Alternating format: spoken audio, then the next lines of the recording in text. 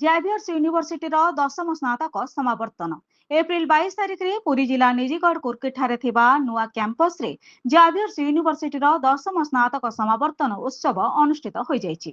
ଏହି ଅବସରରେ ବିଭିନ୍ନ ବିଷୟରେ ଅଧ୍ୟୟନରତ 554 ଜଣ ସ୍ନାତକ ଛାତ୍ରଛାତ୍ରୀଙ୍କୁ ଡିଗ୍ରୀ ପ୍ରଦାନ କରାଯାଇ ସେମାନଙ୍କର ଦୀର୍ଘ ଦିନର ପରିଶ୍ରମ, ଅତୁଟ ସଂକଳ୍ପ ଓ ଶିକ୍ଷାଗତ କୃତିତ୍ୱକୁ ସମ୍ମାନ ଦିଆଯାଇଥିଲା। ଏହି ସମାରୋହରେ ଏସିଆ ଡେଲ୍ ଲାଇଟ୍ର ପାର୍ଟନର ଓ government and public services industry leader Subhranshu Pattanayak ଯୋଗ ଦେଇଥିଲେ। ଶ୍ରୀଯୁକ୍ତ ପଟ୍ଟନାୟକ ଜାଭିୟର୍ସ ୟୁନିଭର୍ସିଟିର 1994-96 ବ୍ୟାଚ୍ର ପୁରାତନ ଛାତ୍ର। ଶ୍ରୀଯୁକ୍ତ ପଟ୍ଟନାୟକ ଛାତ୍ରଛାତ୍ରୀଙ୍କୁ ତାଙ୍କର ଭବିଷ୍ୟତ ଜୀବନରେ ନୀତିମୂଳକ ବୋଧ, ନେତୃତ୍ୱ ଗୁଣ ଓ ସମାଜ ପ୍ରତି ଦାୟିତ୍ୱବୋଧକୁ ଅଗ୍ରଗତି କରିବା ପାଇଁ ପ୍ରେରିତ କରିଥିଲେ।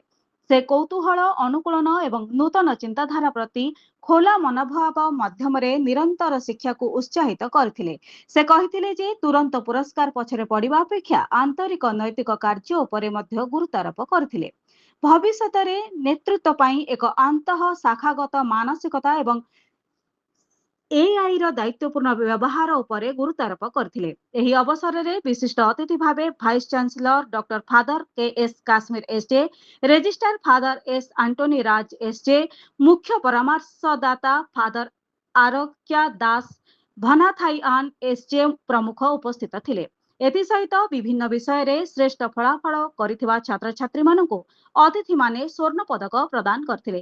ଭୁବନେଶ୍ୱରରୁ ଏଲିନା ମହାନ୍ତିଙ୍କ ରିପୋର୍ଟ, ଜନଶକ୍ତି ଟିଭି।